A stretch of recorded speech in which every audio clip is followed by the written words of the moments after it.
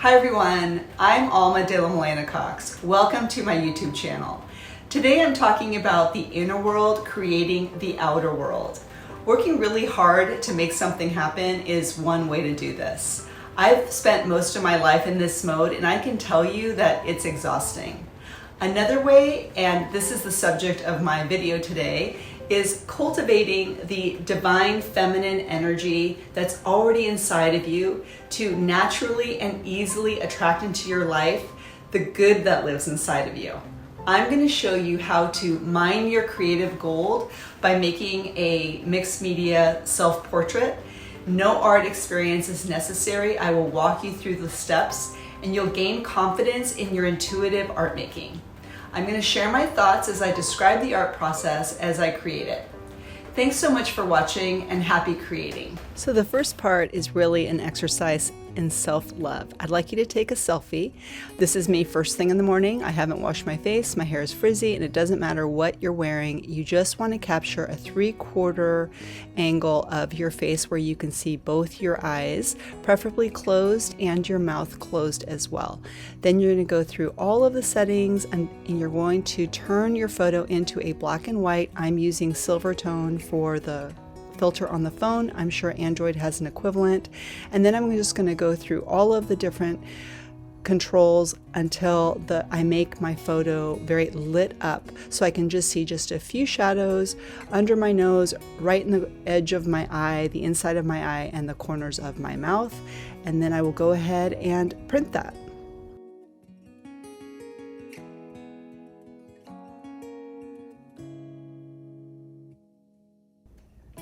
The next step is to draw around the shape of the face as well as the hair and the shirt. I mean, most of it's pretty obvious where you're going to cut, but I'm just using a pencil just to be on the safe side so I know exactly where I'm going.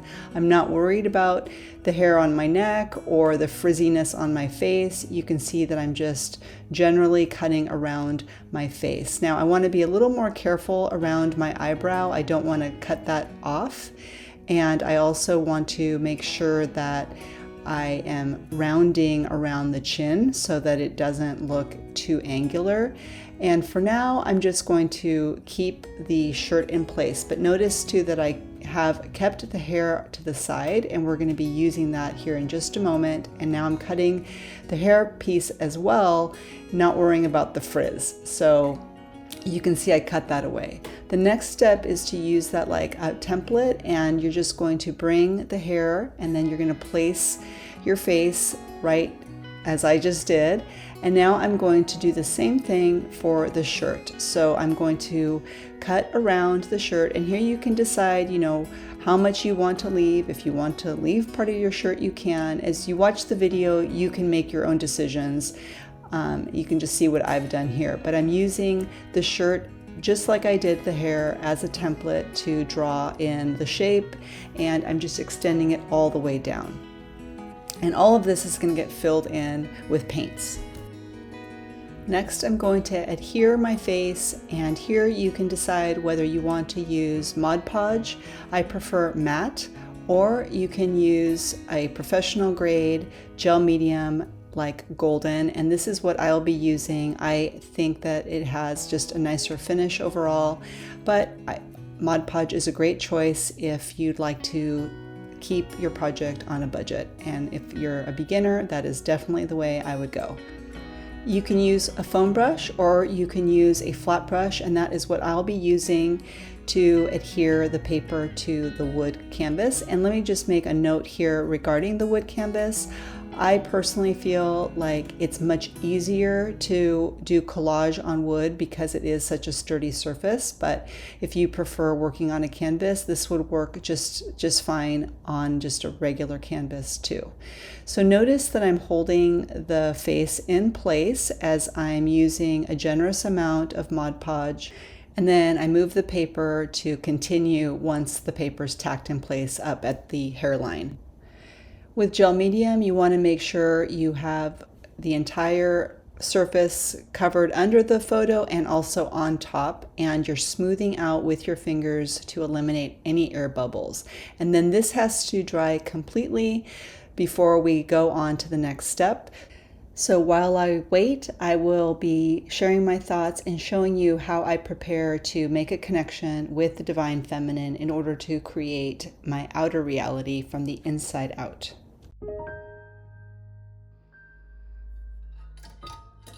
When I talk about the Divine Feminine, I'm not referring to gender.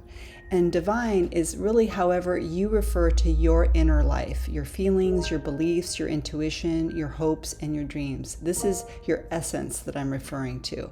So if divine doesn't work for you, just think of it more as your internal intuition. Feminine energy is akin to yin energy, which is receptive. In simple terms, in regard to creativity, yin builds creative energy intuitively, and yang, or the masculine, uses that energy to make something. Again, these energies are not gender-based. They absolutely complement each other.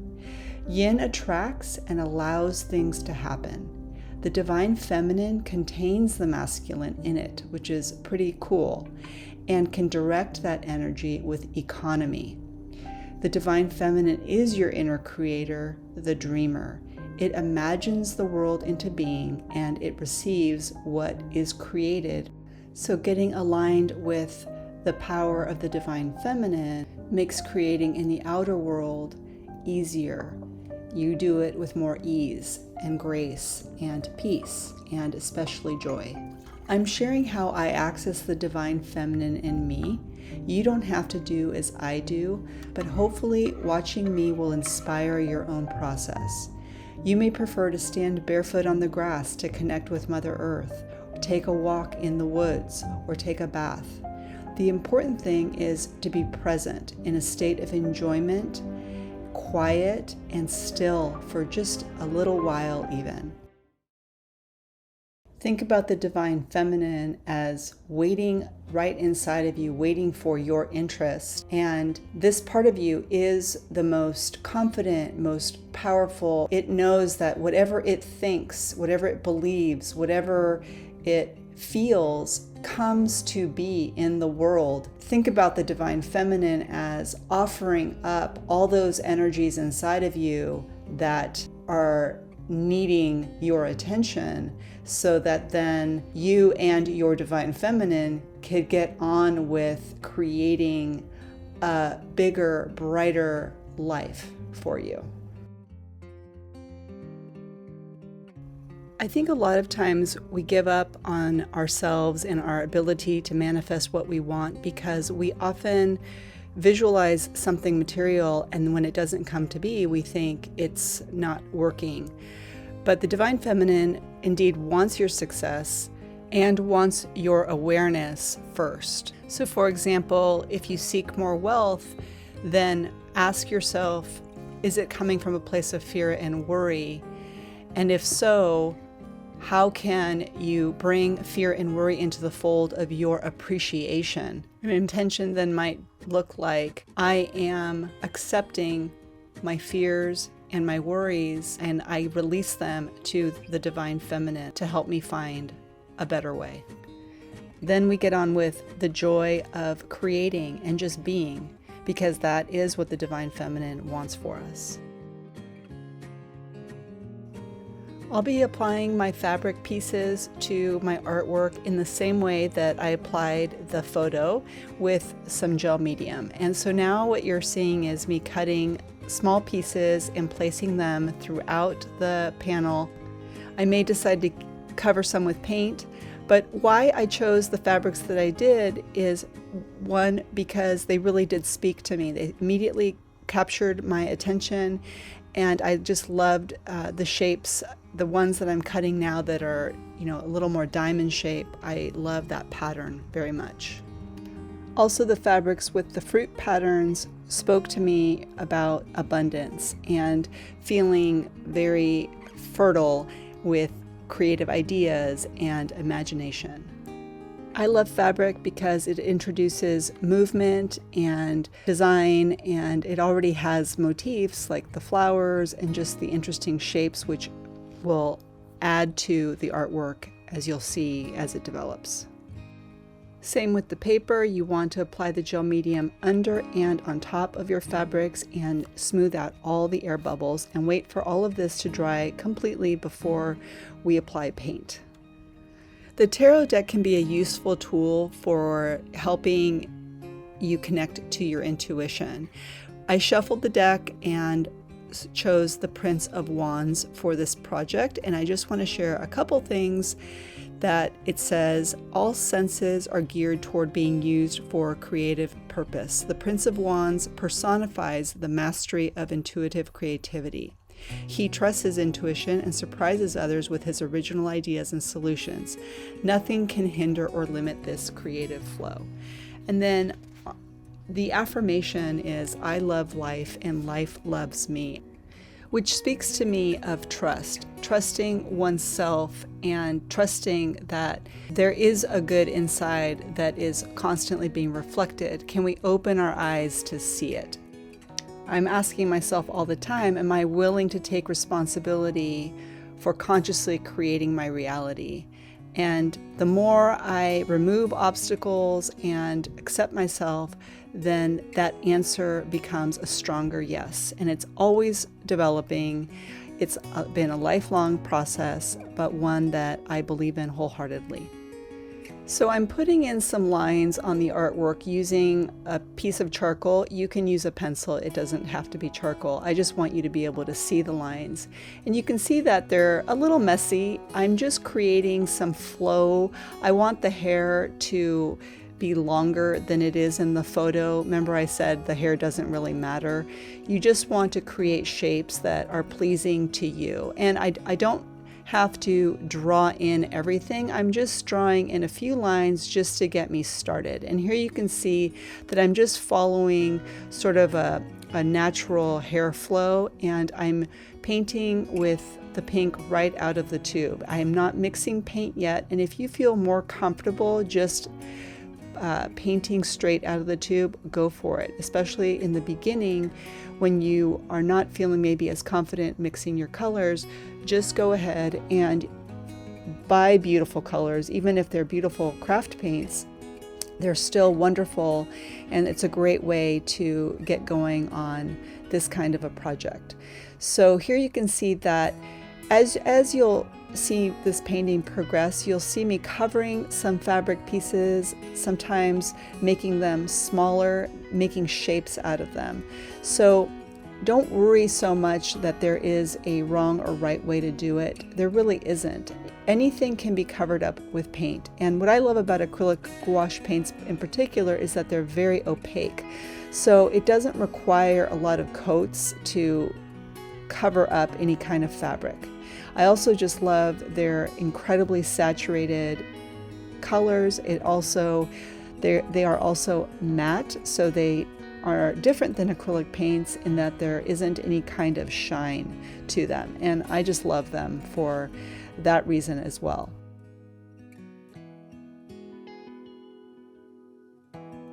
When you're painting the face, I recommend using quite a bit of water and having paper towels on hand to pick up the color so that the color that you're putting on the skin is laid down in layers. And acrylic gouache paints are not transparent, but you can make them sort of transparent with water. So you can see that I'm just dabbing some color down and then lifting it up quickly with the paper towel, just so that there's just like a blush of the different blends of colors. And what I like about using a limited palette is that your whole painting, if you stick with just the 3 to 5 colors in black and white, you're going to have an infinite number of colors, but they're all going to relate to each other. So notice that I'm putting a little bit of green on the pink, and that is another way to make all the colors partner up. You can paint directly on the fabric and also use it as inspiration for your design. And you'll see me filling in some of those rounded shapes, and I'll be adding more. I'll use those as inspiration, like a swirl later for the hair. So just notice that. What I love about combining the fabrics and the paints, especially with fabrics that are different colors than the paints, is that it just provides like these points of interest. So even though the painting will be mostly paint, you have these little windows of color and little pops of color and movement. So notice that in that rainbow design by the face, there are those tiny little squares, and that's all really that I'm choosing to reveal from that fabric. And it just adds just that little bit of contrast in that pink that, draws your eye in. Also, now I'm getting ready now to paint the background, and notice that I'm using a significantly darker shade of the green, and that is because, again, it's a way of providing contrast against the lightness of the figure. So I definitely want the face to stand out, and I'll be even adding some color above her head to make that differentiation even more pronounced. There's usually a point in a painting where it just doesn't feel right, and for me that corner that I just covered up with pink was exactly that. I felt like if the figure's hair is going to flow, it needed to feel like it went all the way to the corner. So also, as I put in that background green, now I really want the figure to be lighter. So you can see I'm covering up over the darker paint, and now I'm lifting some of that so you can kind of see through, but there's still a lightness to the hair. Paintings are very personal, and they definitely have whatever meaning that you ascribe to them. And for me, this golden yellow is a point of meaning.